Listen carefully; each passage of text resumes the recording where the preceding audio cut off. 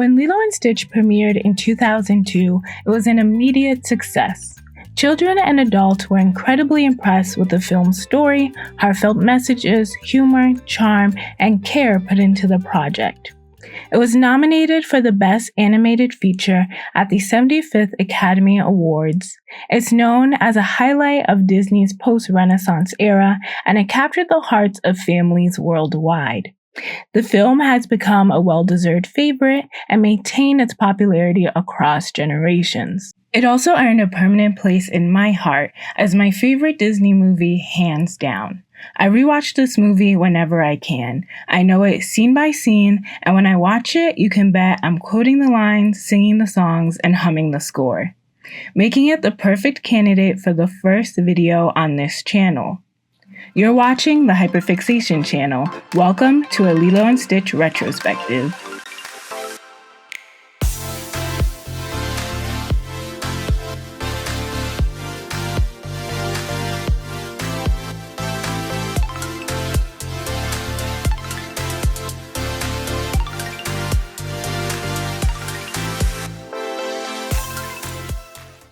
On the surface, Lilo and Stitch is a film about a destructive, unstoppable alien creation named Experiment 626 that escaped imprisonment, stole a space cruiser, and is avoiding being recaptured by pretending to be a family dog on planet Earth.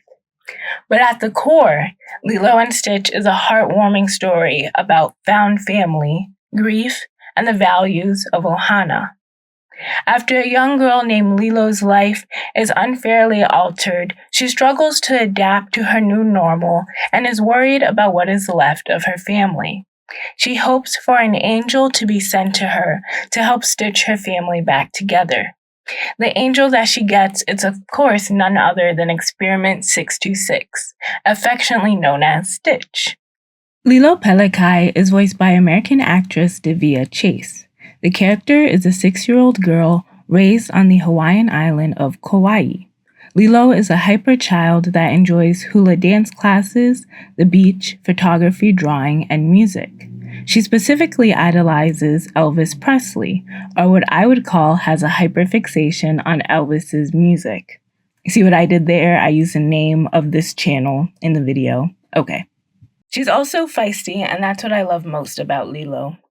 When we meet Lilo, her life recently changed drastically after her mom and dad passed away in a car accident during a rainstorm. She's being cared for by her older sister Nani, but is struggling with complicated feelings of grief and loneliness. While Lilo mostly behaves like a normal little girl, bright, energetic, with occasional tantrums, she also shows some sign of emotional distress in children. One major sign of her behavioral issues includes being aggressive and acting out. We see this at the beginning of the movie when Lilo fist fights Myrtle in front of their teacher for calling her weird, acts out towards Nani while the social worker, Cobra Bubbles, visits, and references punishing her friends with voodoo. Another sign of emotional distress are her feelings of hopelessness and anxiety and loneliness that we see when Lilo is talking with Nani in her bedroom after their argument, and again when Lilo is wishing on what she thinks is a shooting star. I also noticed that Lilo finds it very important to stick to her routine and traditions, hence why she prioritizes her superstition of feeding Pudge the fish a sandwich every day. Some of these moments are played for comedy, yes, and in Lilo's defense, Myrtle is terrible to her all of the time. But the creators included these details for a reason, because they communicate that Lilo is understandably unhappy. A positive change starts to happen for Lilo when she adopts Stitch from the pet shelter. We see that she welcomes a new member of their family immediately and looks forward to babying her puppy. I love seeing her so excited at this point in the movie. It's a cute break from all the childhood angst that we're watching. Stitch has his own behavioral issues, and Lilo makes it her project to teach him right from wrong, the importance of ohana, and raise him into a model citizen. When the family situation goes really sour, and Lilo learns that things may change even more, she lets Stitch know that he's welcome to stay and be the baby of their family, voicing what she hopes to happen. But she still gives him the option to leave, saying, "But if you want to leave, you can. I'll remember you though. I remember everyone that leaves." This part makes me cry every time. I found it interesting that Lilo's own story arc took a positive turn when she got a chance to teach someone else about the family values that she was taught. This detail helps paint the picture that passing down what our loved ones taught us can be therapeutic and give us something to look forward to, even through our own grief and sadness. This is a great message for children and adults experiencing their own grief to relate to. By the end of the film, Lilo is happy with what she taught Stitch and is content with the new members of her ohana. We know that there'll probably be some more struggles as she's growing up, but we leave Lilo at a place with hope for her future. Stitch is voiced by Chris Sanders, an American filmmaker, animator, voice actor, and he is also one of the creators and directors of this movie. The character is a genetic experiment that was illegally created in a science lab by Jumba and was originally called Experiment 626. Stitch is a menacing monster that was created with the intent to be fearsome, chaotic, and generally bad in order to spread misery across the universe. He does not have any greater purpose.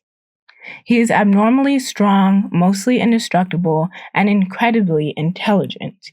He also describes himself as cute and fluffy. When we meet 626, both he and Jumba are being questioned by the United Galactic Federation for Jumba's illegal experimentation.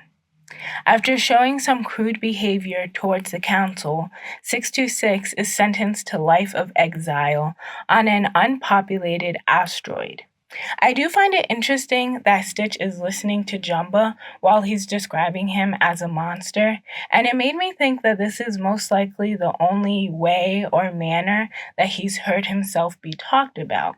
Because, if people keep saying something, then we start to believe it ourselves, you know? Anyway, 626 figures out how to escape the authorities and hijacks a red space cruiser. This outer space chase scene is definitely where my love for action movies started, and I love that for me. He lands on planet Earth, and Stitch is actually the shooting star that Lilo thinks she's wishing on. After being run over by a truck, he wakes up in a dog shelter and quickly realizes he needs to act like these other friendlier animals to avoid being recaptured. At this point, Lilo meets 626 and is fascinated by the little monster right away. And here is when the iconic duo is created. When Stitch is first adopted, he's not actually excited by this at all because he's really using Lilo as a means to an end. He has no idea what appropriate behavior is. He has anger issues, crawls on Nani, pushes Lilo, rips up their stuff, antagonizes others in public for no reason. Stitch is an asshole pretty much. But we start to see some positive changes in him throughout the rest of the movie. The first is when he's interested in the story of the ugly duckling. Lilo explains to Stitch that the duck is at first sad because he's lost and alone, but then his family finds him and he's happy again because he knows where he belongs. We see that Stitch is touched by the story because he keeps the book with him and never destroys it. This connection is brought up again later on in the movie when Stitch asks Jumba about family and Jumba replies, "You don't have one. You'll never belong," leaving Stitch disappointed. It's clear that he relates to the ugly duckling because Stitch himself literally came into our world alone and was made to not belong in any group. I always like that they included Stitch finding some comfort and hope in the ugly duckling story because it mirrors how we as an audience find that same comfort and hope in Stitch's story. The second time we start to see positive change in him is while Nani is on a job search and Stitch finds chaotic ways to mess up her meetings. Even though he gets blamed for this day not going well, most of his actions at this point are honest accidents that he even feels remorseful and sorry about. Thirdly, Stitch even starts having real fun and bonding with the family during their beach time.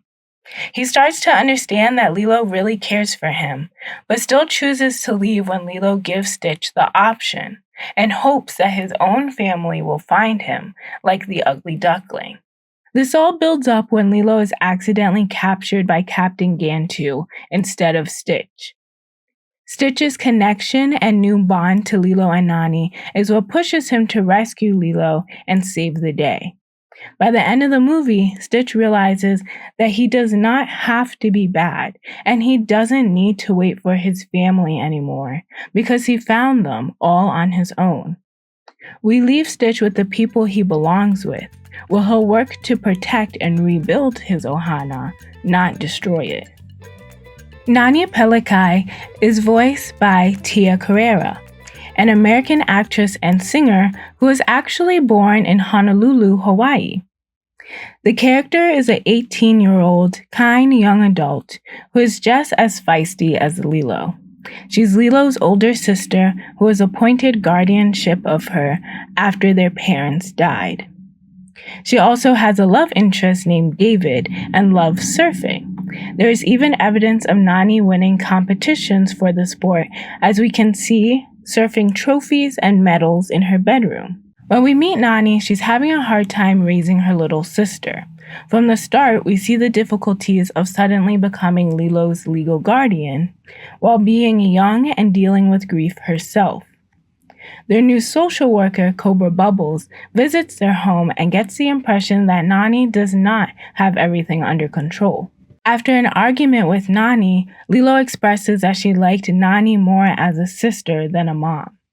It's clear that Nani is overwhelmed with their new situation and under too much pressure and stress, but cares for Lilo so deeply that she doesn't want her to be removed from the only home they've both ever known. In efforts to cheer up Lilo and answer her wish for an angel, Nani lets her adopt Stitch. She does get fed up with Stitch's bad behavior, though, and is about to return him until Lilo reminds her of what their dad taught them about ohana. Things get bad when Cobra Bubbles finds out that Nani lost her job, can't find a new one, and also witnesses when Lilo almost drowns while their family is surfing. Even though he respects that Nani is trying her best, he explains that what may be best for Lilo is removing Nani from the picture. The next morning, Nani does manage to land a new job, but things take a turn for the worse when a fire starts at their house while Nani is out. The house fire looks like a regular accidental fire, but actually starts while Stitch and Jumba were fighting. Still, Cobra Bubble takes Lilo into custody, and we see that Nani breaks down at the reality that Lilo is being taken away. When Lilo is accidentally kidnapped by Captain Gantu, Nani then confronts Stitch and pushes him to help get Lilo back. In the end, Nani is relieved when she gets to keep custody of Lilo and rebuilds their home with the help of their new ohana. Nani's story arc reflects the importance of having a strong support system. She never purposely pushes away, but it's also implied that she doesn't know who to turn to for help. She's understandably not in the best position to raise a kid and grieve her parents all on her own. By the end of the movie, she sees that she's not on her own, but she has people to lean on. Some of these people are aliens, of course, but they can still provide Nani with practical and emotional support. We are given hope for their home situation when we see that Jumbo, Pleakley, and David stick around for Nani and the family. Jumba Jukiba is voiced by David Ogen Steers, and Pleakley is voiced by Kevin McDonald. Jumba is a mad scientist that created Stitch and was sentenced to jail for doing so, while Pleakley is a member of the Galactic Federation as their Earth expert. They were reluctantly paired together to capture Stitch from Earth after he escaped. The pairs are comedic duo and relief throughout the movie. Most of the comedy comes from Jumbo's ruthless, aggressive, and rogue tactics to capture Stitch, and Pleakley's nervous personality and desire to stick to the rules. However, they keep failing to capture Stitch during the movie and are fired from the mission. Flop era. And that's when all bets are off. Later on, Stitch is able to convince them to help save Lilo, and we see that they have a change in heart by the end of the movie. When they are not allowed back on the Grand Councilwoman's spaceship, they end up staying with Lilo and Nani, becoming the new members of the family.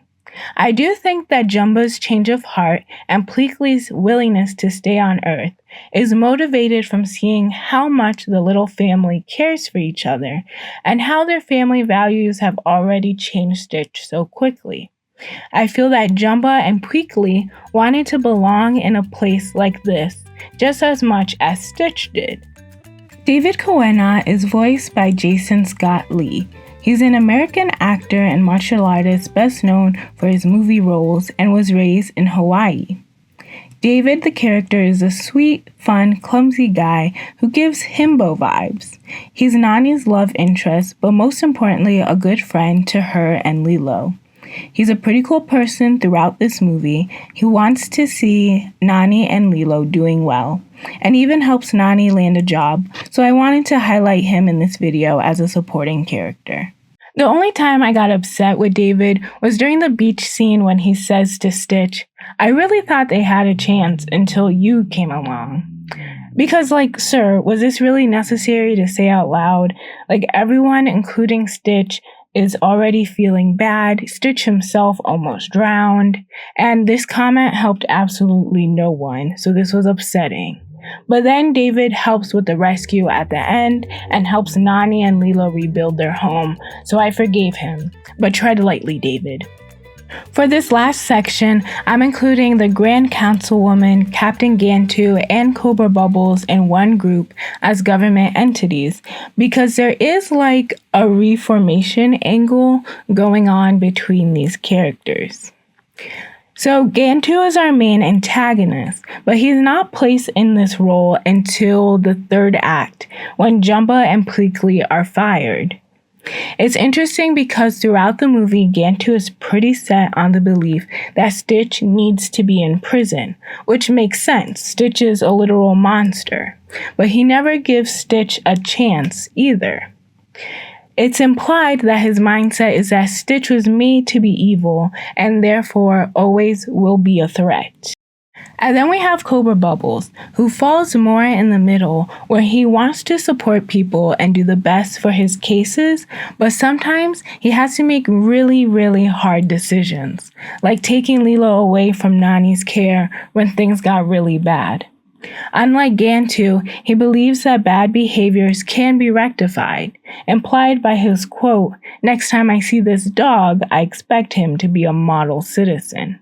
Emphasis on next time. He believes that things can change. The Grand Councilwoman throughout the movie is very much more compassionate and hopeful that Stitch can be reasoned with from the very beginning, even asking Stitch in the first scene during his questioning for a sign that any part of him is good.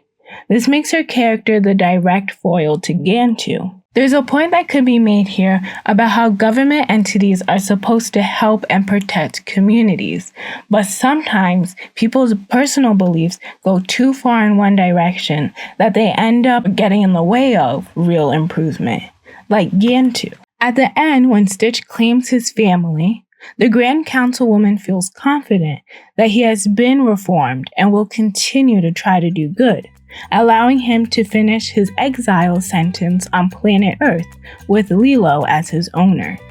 Overall, Lilo and Stitch is a heartwarming story of Ohana and leaves its viewers with a sense of hope.